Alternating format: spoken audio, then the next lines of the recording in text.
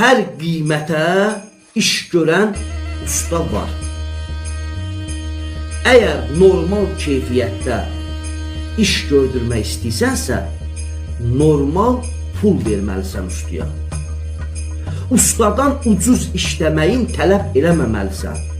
Birinci növbədə öz işini bilən peşəkar sənətkar dəvət eləməlisən və onun işinin keyfiyyətinə görə, öz sənətinə verdiyi dəyərə görə sən ona qiymət verməlisən və dəyərləndirməlisən.